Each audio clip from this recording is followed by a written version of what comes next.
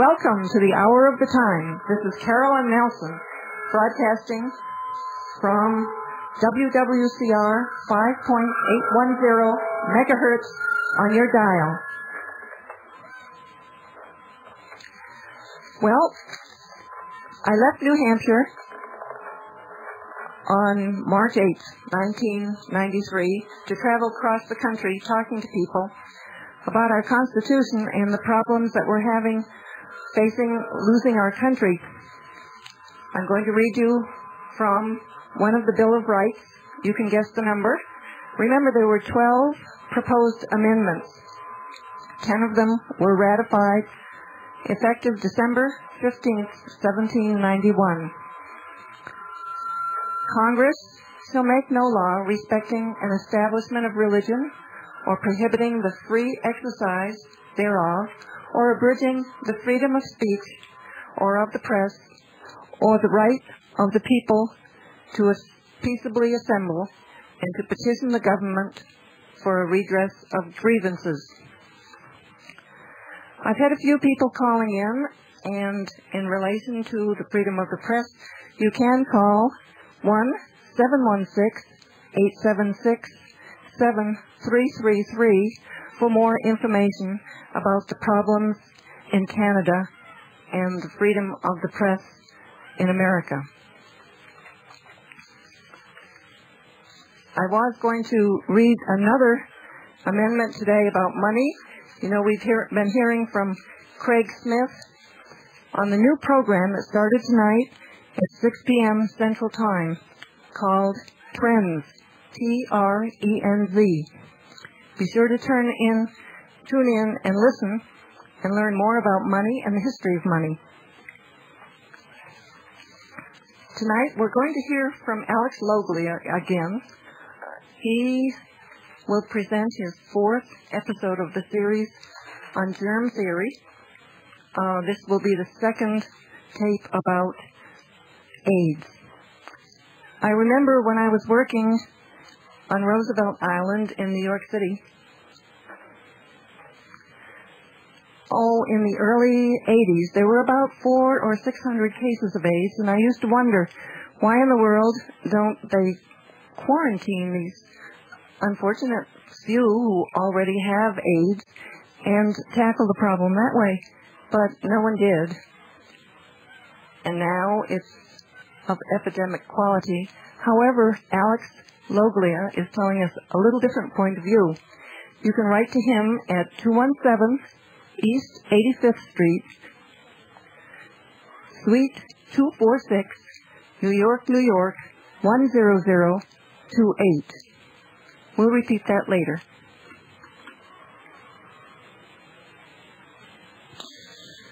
Good evening, ladies and gentlemen. I'm back again tonight for my last installment on the subject of acquired immune deficiency syndrome. I've covered a lot of ground over the last couple of nights, both with the germ theory and with AIDS. And tonight, I want to bring this all to a head to get some points across to you that are very important to me. I'm going to read you a little bit more from Bill Holub's work and quote you some articles that are going to be supporting what I'm saying here. I did back on show before last tell you that I was going to tell you about Africa, about AIDS cases in women and children. So, here we go. This is from Bill Holub, who I've mentioned enough for you to know already. The evidence is overwhelming that a major factor in AIDS is chronic malnutrition, yet this is selectively ignored by the media and the medical community. Figure 22, which is some picture here, let's see, describes the major clinical features of AIDS, which also happen to be the exact same list of the major clinical features of classic protein-calorie malnutrition, whose acronym is PCM, which is the only major disease process occurring in the underdeveloped countries and in the homeless, starving people of America. Actually, the U.S. now qualifies as a socially undeveloped and over-medicated country. It is astonishing to note that all the symptoms of AIDS are identical to the symptoms of classic protein-calorie malnutrition. With regard to transfusions, the situation is similar. Transfusions like immunizations or the introduction into the body of foreign proteins is a very potent immune challenge. If this immune challenge is given to someone ill, malnourished, etc., then rapid immunosuppression follows, and remember what I told you in my show about vaccinations. Thus, the chronic infection seen after transfusions, as is the subsequent immune depression, and the AIDS-like syndrome are due to other clinical factors and not to the HIV/AIDS virus. Now, reading on, women as 50% of the consumers need to be duped into the AIDS myth. The first few cases were described in women who were called, quote, previously healthy, and yet if you looked at their clinical history, you wondered what previously healthy means. These women had long histories of drug abuse, chronic infections, anemia. In other words, they were frequently sick and frequently medicated, and that is how they developed the symptoms called AIDS. The media continues to whip up paranoia, fear, prejudice, and vengeful anger into the public maelstrom of AIDS. There is the classic story of the two women who received transfusions who were later told that they would get AIDS and die. One stayed well, and medicine termed her lucky. The other got sick, and they termed her AIDS. What would happen to you if you were told, and you believed it, that you were going to die, and to keep coming back to the hospital for tests and treatments for years while you and medicine wait for the signs of the deadly disease? Most people would probably get very sick under such stress. There was also a sad testimonial to the media when a foster mother let her son die because she was afraid that he got AIDS in the hospital. Children victimized by the AIDS medical machine. In children, AIDS is detected and treated the same way as it is in adults, so the outcome is the same. But the percent supposedly infected that go on to get AIDS is very small, so again, other factors have been suggested. In these children, the quote-unquote therapy is just as aggressive and just as lethal. About 90% of supposed maternal transmissions of AIDS can be accounted for because the women are usually drug abusers and were very sick and very medicated before and after birth. Remember, whatever a pregnant woman does to herself and whatever medicine does to her is also done to the unborn baby.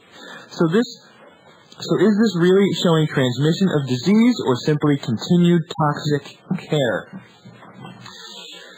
Folks, in one study, children with AIDS showed the following associations when compared to a group without AIDS. 200% more injections, 31% more transfusions, 60% more surgery, 96% more vaccinations, 59% longer hospital stays, and 31% more transfusions. Folks, this is the correlative data, meaning that the children who had AIDS had these cofactors. Thus, it seems that the more treatment you get, the more likely you are to get sick and to be labeled as having AIDS. The media has put false fear into the public by saying that breastfeeding transmits AIDS, even though the one quoted case had no evidence to show of any transmission. We presume that the infant formula companies will love this propaganda.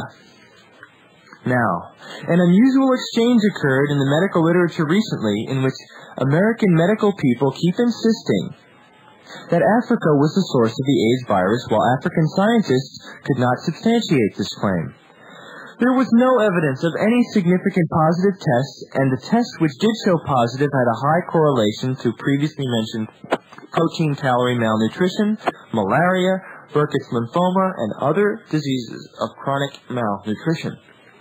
These correlations are sufficient to explain the high rate of false positives. Much misinformation and disinformation has been reported about AIDS in Africa. Following a 6-week tour of 26 cities and towns in 16 sub-Saharan countries, physician Felix Courtney-Ahulu of the Cromwell Hospital, London, observed that press statements were grossly exaggerated. He found, quote, "Uppermost in the minds of intelligent Africans and Europeans was the question, why do the world's media appear to have conspired with some scientists to become so gratuitously extravagant with the untruth? This journalistic hyperbole has proved very expensive. Africans overseas have experienced racial abuse, tourism has unjustly suffered, and tension seems to have developed between white doctors working in Africa. Many whites with a fund of goodwill for Africa feel even more strongly than I do about the effect of the world's media on that continent. Africa's only really endemic diseases are malnutrition, environmental degradation, social-political wars, poverty, poor hygiene, and unhealthy sexual practices. Africa has the highest percent of the population suffering from chronic malnutrition. That is about 168 million people, which is 33% compared to the Far East of 19%, Latin America 13%, and the Near East 12%. Of course, if our government were honest with us, our country would be right up there with the worst. The black African prejudice concerning AIDS may be shifting to the black American as race becomes an issue. Witness a report claiming to find new abnormal facial features in children born to mothers tested positive for AIDS. The report was subsequently shown to be false because the investigators did not realize that features such as flat nasal bridge, prominent forehead, prominent lips, and slanted eyes are observed with a certain degree of frequency in normal black and Hispanic children and could hardly be considered abnormal. Folks, I hope that gives you some idea of what's going on here. The only real reason that we may be seeing AIDS in Africa, aside from what I have just read, is smallpox vaccination programs that were there a while back. Now, some of the more radical people out there will tell you that the smallpox vaccinations were actually either laced with AIDS or were precursors of AIDS, and personally, from the data I've seen, it's nonsense. And from the data I have seen, and the work I've done with vaccinations, you do not even need a killer virus to be put into these vaccines to create these kind of immunosuppressive problems and symptoms. Folks, like I said on my vaccination show, vaccinations alone are enough to produce all the immunosuppressive symptoms in people years after they've received the vaccination. That's fact. I don't know anybody who will argue that with you after they see the data. Now, also from some of the data that my friend Bill Holub has put together, first-year profits and sales for AIDS tests. Let me just read you the company names and the profits they've made and the first-year sales. Electronucleonics, $56.9 million sales in AIDS tests. Baxter Travenol, $1.8 billion. Abbott Laboratories, $3.1 billion. Centocor, $10.9 million. This is all first-year sales figures for companies that produce AIDS tests. Now, Bill Holub also has some fantastic data, which I can't really go into in detail. But suffice it to say, through careful statistical analysis, he has shown dozens of other diseases that have been renamed as AIDS, and shown you the number of lost cases of those diseases that have been renamed as AIDS. I'm looking right at it. It's a little bit too complicated of a chart to read to you. But suffice it to say, folks, the data is here. It has been published. It exists. It is documented. It is very carefully referenced. Some other stuff here that I can read to you, which is interesting. Other disease states of which can now also be renamed or reclassified as AIDS, and this is from data from the Center for Disease Control. Listen to what they are calling AIDS now, folks. Tuberculosis, salmonella, any mycobacterial disease, reticulosarcoma, any malignant lymphoma, any encephalopathy, any dementia, any weight loss, diarrhea, malnutrition, any recurrent or multiple bacterial infections, candidiasis, cryptococcosis, cytomegalovirus disease, herpes simplex disease, Kaposi sarcoma, lymphoma of the brain, lymphoid, interstitial pneumonia, Mycobacterium avium complex.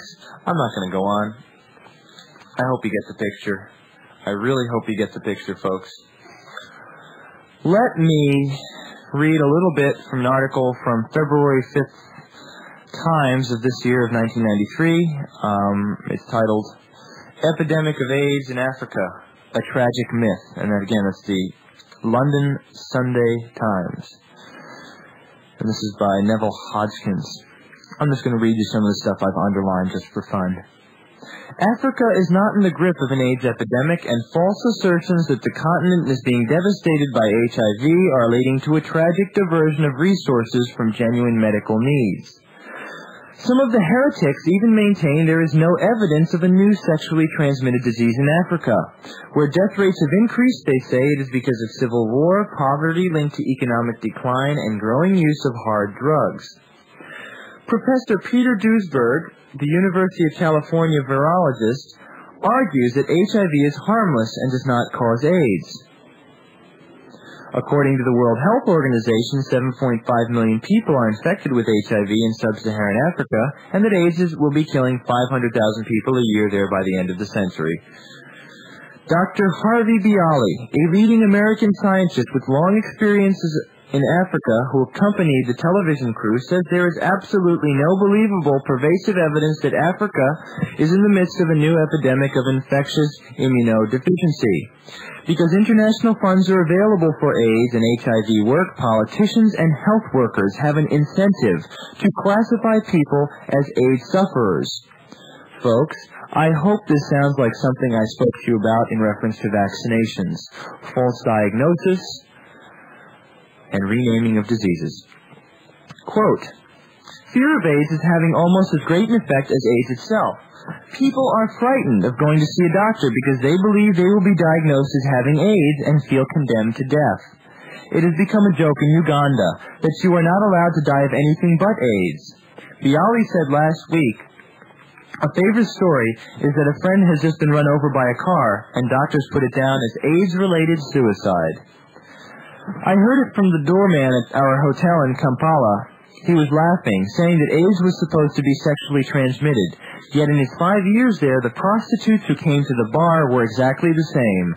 None of them had become sick. What is new is that these girls are addicted to viciously adulterated smokable heroin and cocaine. And again, Bialy, the scientific editor of Biotechnology, which is a sister publication to the science journal Nature, has been visiting Africa since 1975. He says, the only utterly new phenomenon I have seen is the drug-using prostitutes in Abidjan and the Ivory Coast. He said, these girls come from Ghana, from families of prostitutes who were brought in by the busloads. They've been doing this for generations and never became sick until now. And again, what I just stopped reading is, what is new is that these girls are addicted to viciously adulterated smokable heroin and cocaine. It completely destroys them. They look exactly like the inner-city crack-addicted prostitutes of the United States. Bialy says part of the problem is that HIV testing is frequently misleading in Africa. Well, let me add, it's totally misleading in the United States. He continues, the tests react to antibodies to malaria as well as HIV, producing up to 80 to 90% false positives. There's vast literature showing this, just so you know that I'm not making this up, folks. Most AIDS diagnoses in Africa do not involve an HIV test, but are based on World Health Organization definitions based on clinical signs, including weight loss, chronic diarrhea, and prolonged fever. I just read those to you a few minutes ago from Dr. Bill Holub. A recent study in The Lancet from Japanese doctors working in Ghana reported that out of a group of 227 diagnosed AIDS patients, excuse me, who had all three of these signs as well as other AIDS-related conditions, 59% showed no trace of HIV in their blood. For the past 7 years, and we're talking about a doctor here, Professor Beverly Griffin, Director of Virology at the Royal Postgraduate Medical School in Hammersmith Hospital. For the past 7 years, she has received blood samples of hundreds of children in Malawi. The proportion that are HIV positive has remained unchanged at 1 to 2%. This casts doubt, she feels, on the claims elsewhere that Malawi is in the grip of an HIV epidemic, with about a fifth of its population infected. And again, folks, and let me correct what I said at the beginning of reading. This is not from the New York Times. It's from the March 21st, 1993 issue of the London Sunday Times. I hope this has made some impact on you, and I hope you've heard what I've said here, folks. We're in the midst of a big scam. I want to get right into this because time is of the essence. I am now going to read you excerpts from the article that appeared in this month's, actually, no, it's still this month because it's September now that I'm doing this, September issue of Spin Magazine. And we are talking about an interview with Dr. Peter Duesberg, with Bob Guccione Jr. in Spin Magazine. I hope you can still go out and get it, and if you can't go out and get it, get the October one, because the October issue is just as good. It's got another article that I will be reading from as well. Duesberg's credentials are impeccable. He is a member of the National Academy of Sciences and a recipient of an outstanding investigative grant from the National Institutes of Health in 1985. He was a candidate for the Nobel Prize for his work in discovering oncogenes, thought to be a cause of cancer. But he derailed his chance of winning when he cautioned that his findings did not prove that there were cancer genes in cells, as was popularly theorized at the time, and it is still an unproven theory. An insane move for a scientist's career, but an exemplary act of ethics. Now, Dr. Duesberg, I have been studying his work personally for the last 5 or 6 years. It is impeccable. This man has integrity. He is brave. He is not out there trying to find research money. And here's what he has to say about AIDS in an interview with Bob Guccione Jr. in September's Spin Magazine, starting on page 96. Spin.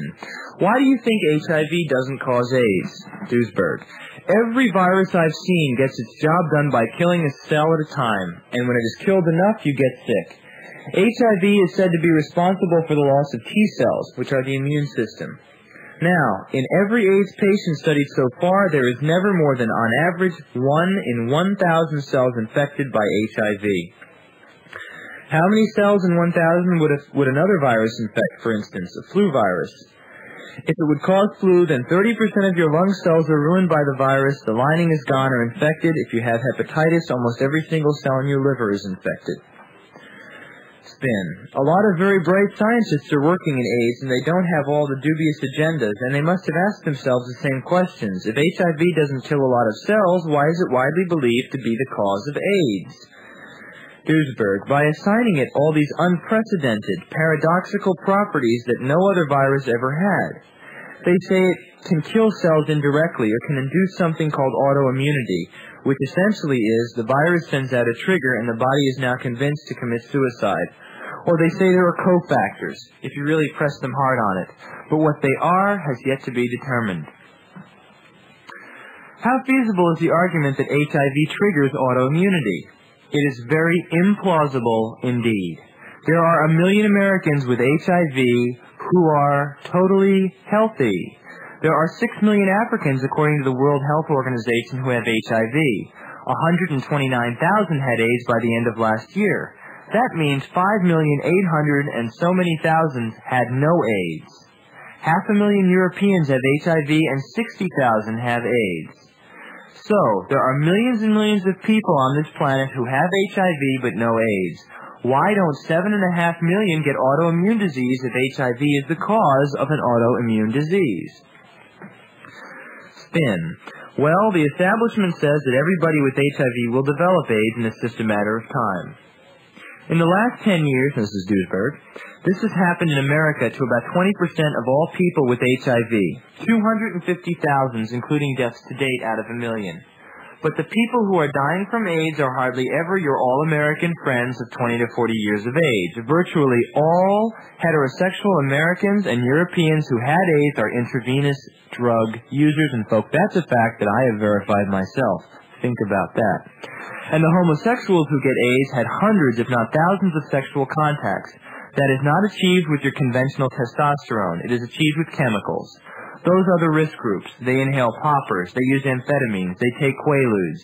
They take amyl nitrate. They take cocaine as aphrodisiacs. Spin. What is it about intravenous drug use as opposed to ordinary drug use, like snorting cocaine, that would mean these people would go on to develop AIDS? Duesberg. It's a matter of degree. With drugs, the dose is the poison. You take 1 aspirin, you lose your headache. You take 200, you drop dead. You smoke 1 pack of cigarettes, you're fine, but if you smoke 2 packs of cigarettes for 10 or 20 years per day, you may get emphysema. It's the same with drugs. If you snort a line of cocaine on a weekend, you probably won't notice the difference. But if you inject it intravenously 2 or 3 times a day, that's when the toxicity shows up. Back to this argument about HIV. Viruses can only work one way. They can only be toxic if they affect a cell. They cannot work at a distance. There is no exception. Viruses are what you call an intracellular parasite. They don't have an autonomous life. They are just a little piece of information that is stuck into a cell and acts like a parasite. But outside of the cell, it's like a disk outside of a computer. Spin. Is it possible that AIDS could be an autoimmune-created disease, but HIV isn't the trigger? Duesberg. Some of the AIDS diseases could possibly be autoimmune diseases. Certainly not all. 38% of American AIDS cases have nothing to do with immune deficiency.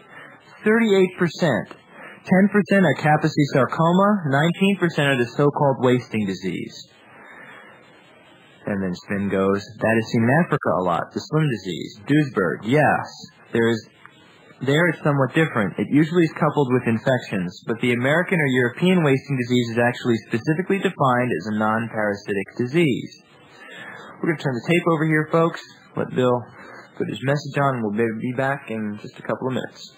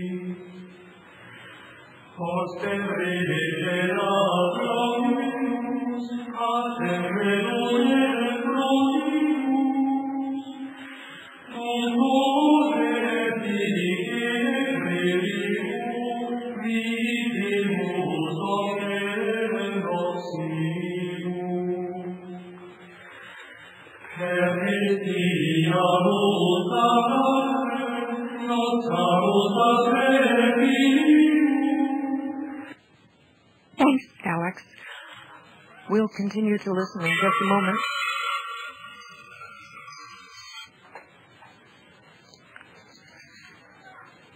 We're not able to verify Alex's research here at the research center here at the hour of the time. But I urge you to listen again to his tapes and research it yourself, because he really has something to say. I can remember the years when I was visiting my friends in Haiti from 83 to 85, just before the political coup. And the beginning talk about AIDS was blaming people from Africa, America, Haiti, everywhere. You just couldn't really put your finger on it. And again, we wonder why it wasn't a public health measure to quarantine a few people in the beginning before it picked up. Swiss American wants to hear from all of you. Call 1-800-BUY-COIN. Dr. Gene Miller. Ask him for information about how you can protect all the things that you've bought during the past many years that you've been working. Listen to the new program that comes on at 6 o'clock at night, every night now, 6 o'clock Central Time, called TRENZ, by the president of Swiss America Trading, the president and the owner of Swiss America Trading, Craig Smith. You can call me also anytime, 1-602-333-5174, for information about Skinnet stock, Ready Reserve Foods, CAJI information, membership tapes, videos, etc. Call us. I want to extend my thanks to all the people who have called in and given information, and thank Pat for making a copy of the tape that we made together last night. We're going to return to Alex and hear the end of his presentation. If you have your pencil right there, remember you can write down Alex Loglia, Loglia, 217 East 85th Street, Suite 246, New York, New York, 10028.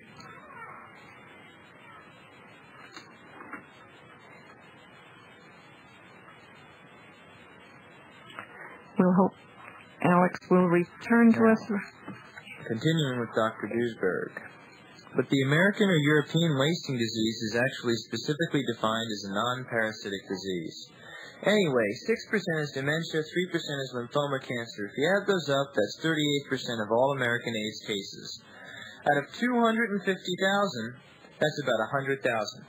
Their diseases cannot be explained by any form of immunodeficiency whatsoever. Why is it considered AIDS then? Asks Ben. That's one of the questions I would love to know the answer to. I have asked several experts. They always get mad. AIDS is always presented as if it's the immune deficiency. It is not at all. Cancer has nothing to do with immune deficiency.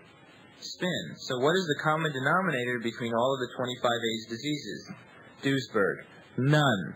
They name it AIDS, that's all. None of these 38% have anything whatsoever to do with immunodeficiency, but they're called AIDS.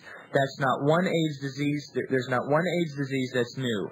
What is new is only the incidence of these diseases in 20 to 45-year-old men, mostly, and a few women, which has gone up. Spin. I've always thought the 25 diseases that formed the AIDS syndrome had the common denominator that they were the result of immune system's inability to stave them off. Duesberg. Now listen to this carefully, folks. That's how they try to sell it without looking at the evidence. But cancer is not a consequence of immune deficiency, and we're talking about Kaposi sarcoma. Dementia has nothing to do with the immune system. Your brain is independent of the immune system. Of course, if there's no immune system and your brain gets infected, you can get meningitis, but it doesn't affect your IQ. Sure, in the end, if everything fails, you can get all sorts of diseases. Even if you accommodate the virus with all sorts of absurd and paradoxical hypotheses, indirect mechanisms, cofactors, autoimmunity, a 10-year latency period, even that doesn't get you around the solid number of 4,621 HIV-free AIDS cases worldwide, with a third of these in the United States.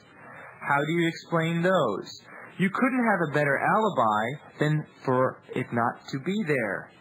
You couldn't have a better alibi. and that is suppressed.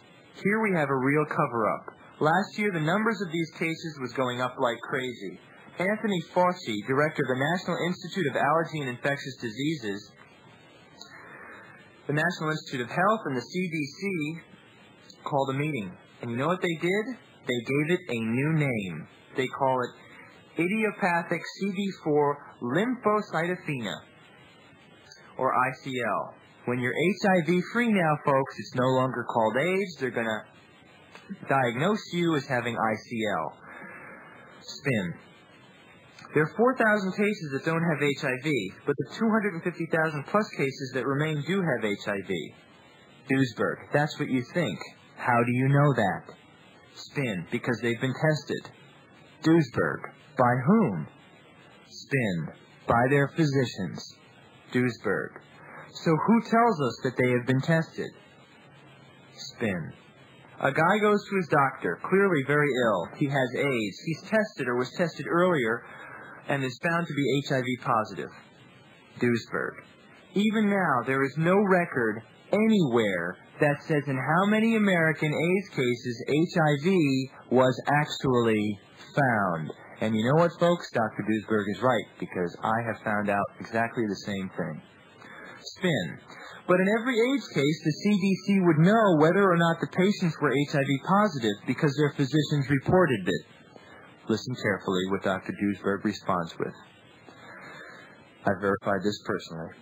You're led to believe this by the CDC, but the evidence that HIV is there, they never disclose.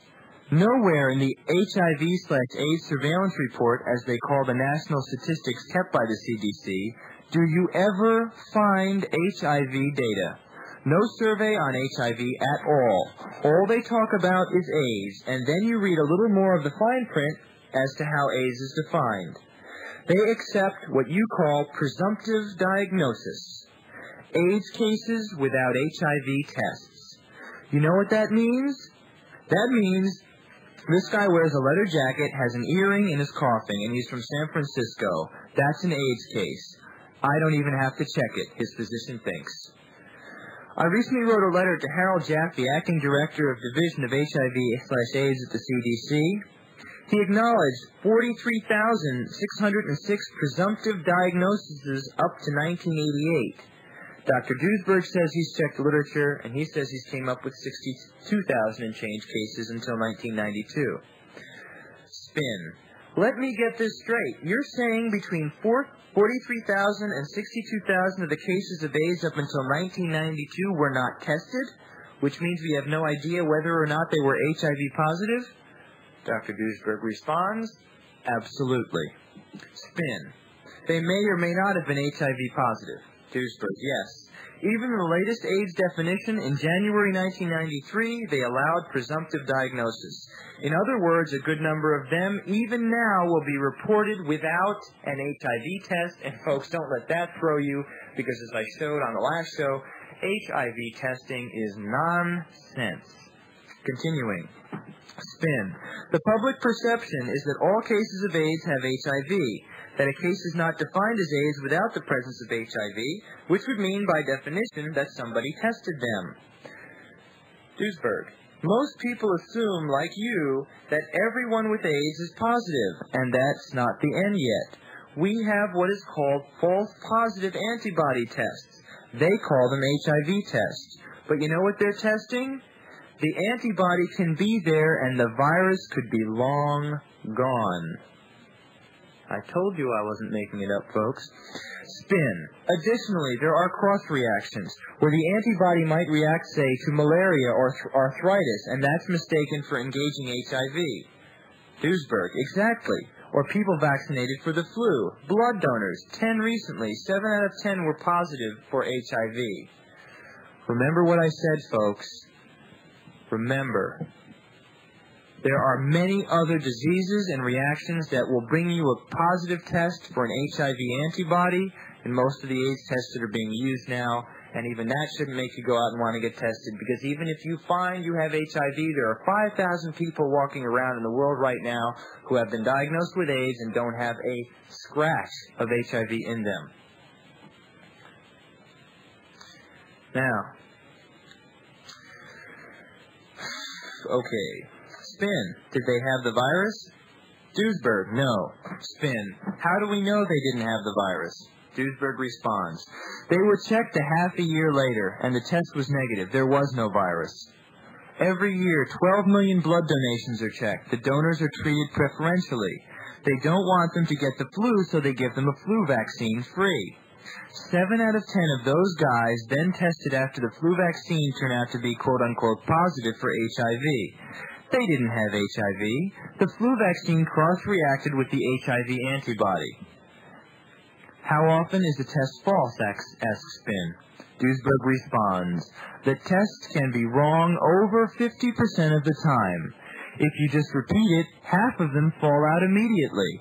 But if you look at a group of newly recruited soldiers, 1 in 100 test positive, and when you check them again, 1 in 1,000 remains positive. Spin, that's pretty incredible. That means only 1 out of every 10 that tested positive is actually positive.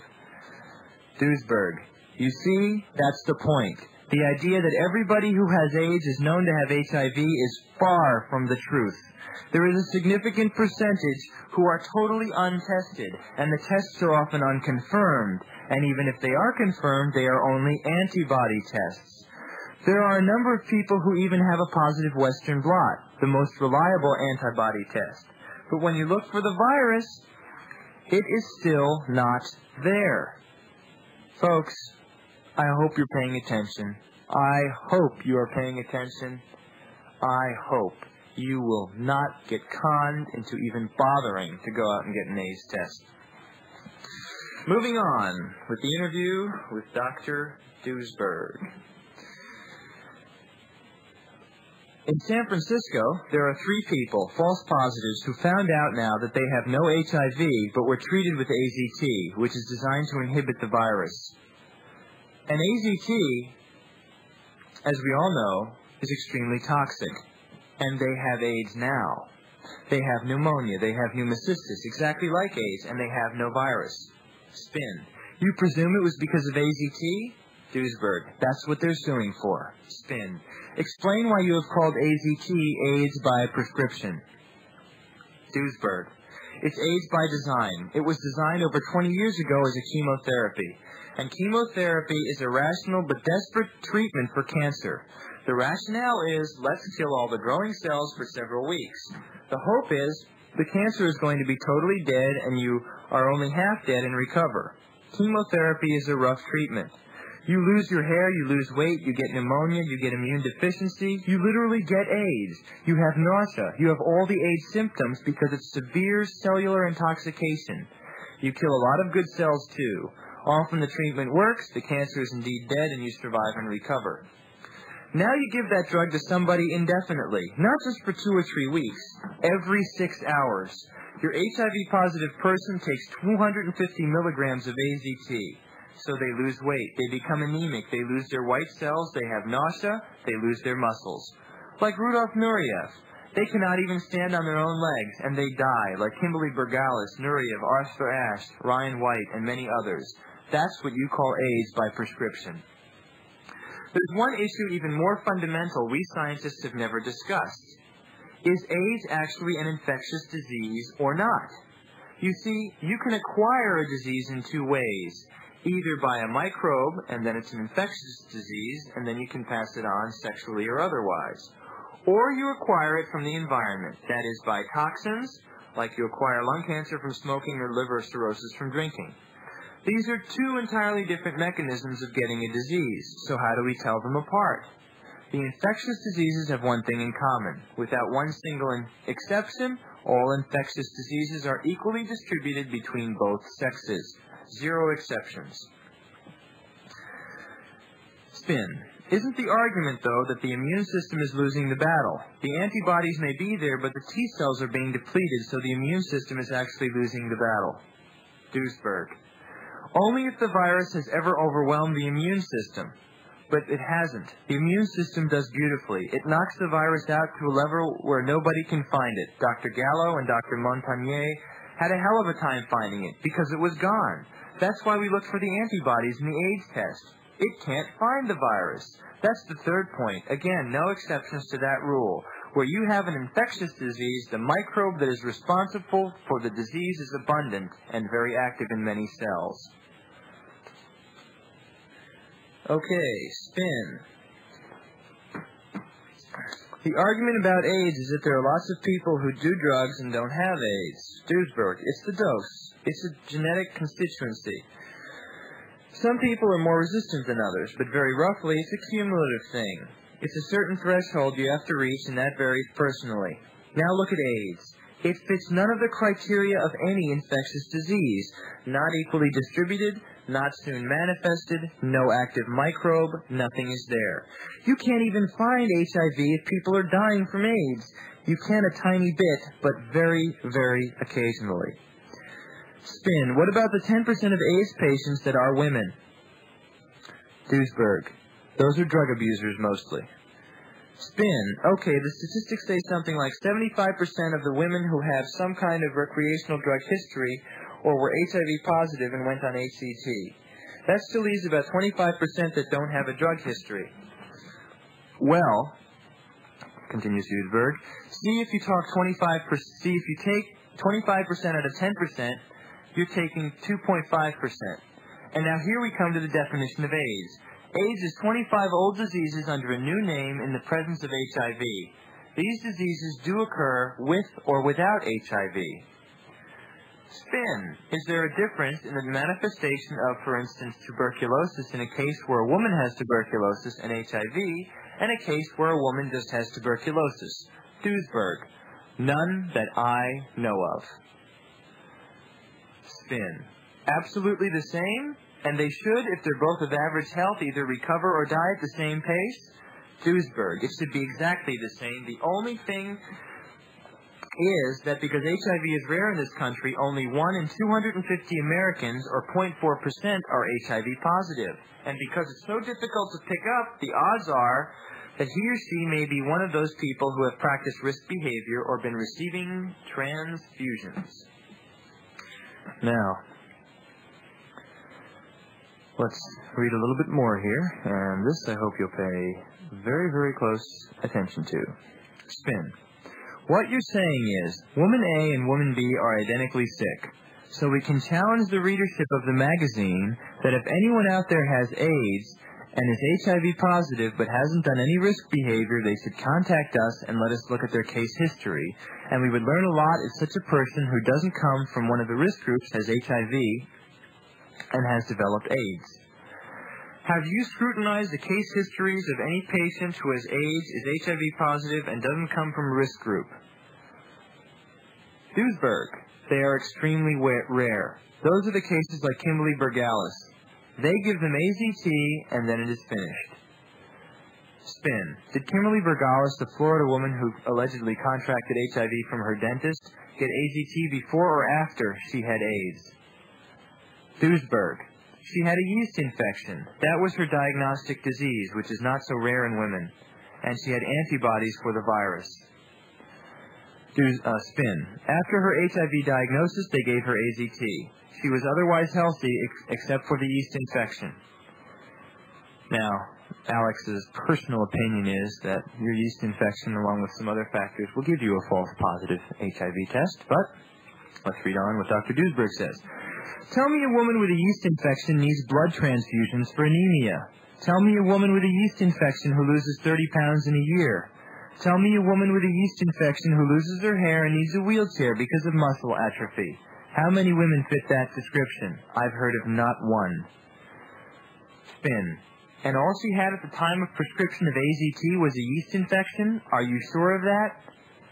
Duesberg. They said the yeast infection was first, and then she later also had some kind of pneumonia, and they don't say when they started her on AZT.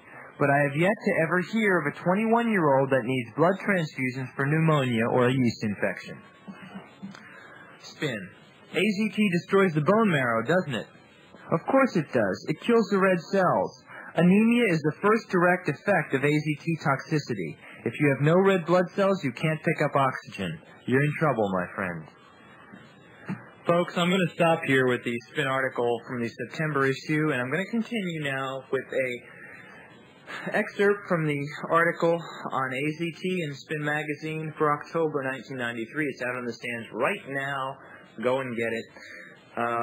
You'll definitely like it. It discusses a recent study that has just been done that has proven, finally, beyond a shadow of a doubt, that AZT is a killer drug, and that the original study, which was done to determine its efficacy, was done by the same company that produces the drug, which is Burroughs Wellcome. Let me read you this. I think you'll find it rather entertaining. A recent Burroughs Wellcome-sponsored community forum held in New York City was intended to put the Concord results into context, a euphemism for damage control. But it erupted into chaos when the audience started raising questions. Burroughs Wellcome had pieced together a panel of doctors and activists to discuss, update, and reevaluate the data from the Berlin conference. Nothing is black and white anymore, said activist Mike Barr in his opening speech. Shades of gray are everywhere, but the audience was in no mood for shades of gray. At the question and answer session, one speaker said, "Hi, my name is Tom, and this is my question. Since the basis for this therapy is to destroy HIV, could you tell me what the specific keynote study is that proves HIV causes AIDS? I mean, only because it's pretty important since billions of dollars are being put into these drugs." At this point, part of the audience clapped, and the other half glared angrily or sighed disgustedly. Others spoke up, their voices weak at first, then stronger. Answer the question. How do you know HIV causes AIDS? The panel moderator hemmed and hawed. I'll try to answer that, he said. It's a very complex question. The audience was impatient. Just tell us the study. Moderator, it's a complex question and there are lots of emotions on both sides. I try to read the literature on both sides and this is my conclusion. There are many factors associated with the progressive decay of the immune system. It depends on what kind of vocabulary you want to use. When you say something is a primary factor and when you say something's a cofactor. Audience, could we get the name of the study, please? Moderator, the study? Okay. I'm in clinical practice, so I'll have to enlist the help of the academicians up here to see if I can give you the name of the study. Audience, but everything is based on HIV. One man asked, how can you give a drug that causes AIDS? The physician's desk reference says that AZT will cause all the symptoms that are listed as AIDS symptoms. From the panel, Dr. Catherine Anastos, Director of HIV Primary Care Service at Bronx Lebanon Hospital, snapped back. There are a few bottom lines that we have to acknowledge. One is AZT does not cause AIDS. AZT can have side effects in a certain number of people that cause symptoms that are similar to those caused by the disease itself. And when you're a physician or a patient, part of the challenge is to figure out whether it's the disease or the treatment that is causing the symptoms. And if it's the treatment, then it's not worth giving. But AZT is no different from any other drug that we prescribe for any other illness in that ratio. AZT is relatively non-toxic, especially in early disease, compared to most other drugs. Compared to what? Cyanide, we heard from the audience? Her voice was drowned in the din. Barr said he wondered why all these crazy people vilifying AZT were not smart enough, quote-unquote, to see that the other two antiretrovirals, DDL and DDC, were far more toxic than AZT. Another man got up. I've been HIV positive for almost 4 years. Now I find out from reading biotechnology that 3 to 13% of Amazonian tribes in the jungle tested positive, and they have no AIDS. That the test reacts with all kinds of proteins that are not specific to HIV. This whole thing is a scam, and I hope to see you all at the Nuremberg trials, lady. Other members of the audience screamed at him for being rude. At this point, it seemed as if everybody was hollering at the top of his or her lungs. What's the name of the goddamn study that proves HIV causes AIDS? This is my life, and I've waited 10 years for the answer. Someone on the panel, nobody up here actually said HIV causes AIDS. I don't think the moderator declared a 15-minute intermission at this point. Upon resumption, the audience had to write its questions on cards. The moderator read the last one. I have been HIV positive and healthy, taking no treatment for 6 years. Every last one of my friends who has taken AZT or other antiretroviral therapy is dead. How do you explain that? The question was dismissed. My time, folks. Folks, if you get anything from what I've been telling you over the last couple of shows, understand it's the germs don't cause disease, and that AIDS is a scam, and that you don't need AIDS testing because AIDS is not what people are dying from these days. I have tons more information. If you want some of it, write to me. I want to get it out to as many people as possible. Alex Loglia, Loglia, 217 East 85th Street, Suite 246, New York, New York, 10028. Good night, folks. Believe nothing, verify everything, and I hope you will do something with what you've learned.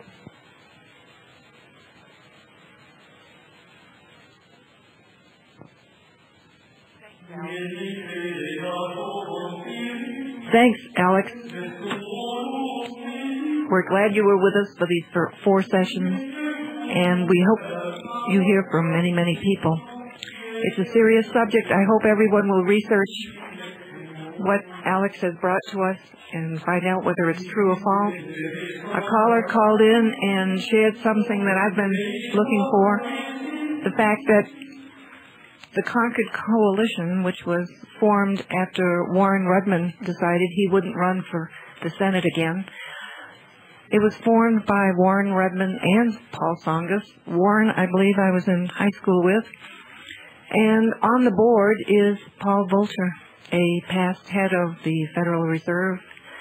And I believe Warren Rudman and Paul Volcker are either members now or have been members of CFR and Trilateral. We have to research all these things, find out why drugs even came into America. We're off satellite. You'll have to research why that happened, too. But don't worry, William Cooper will be right back with us. We're on WWCR by telephone, as we were tonight, and we won't go away. Before you go to bed tonight, I hope you'll call 1-800-BUY-COIN. Talk to Gene Miller. Find out what information he has to send to you. Listen to the new program that Swiss American Trading, where Gene Miller works and gets his information. The program is Trends, T-R-E-N-Z, and is on at 6 p.m. Central Time, 5.810. Learn about your money and the history of money. It's important. It's as important as the subject we've been listening to tonight. Well, you haven't heard Sugar Bear, and you may have heard the wood fire crackling, as I did. I had to check it out to make sure everything was all right, but it always fools me when a few pops and crackles start coming through. God bless you all, and good night for now.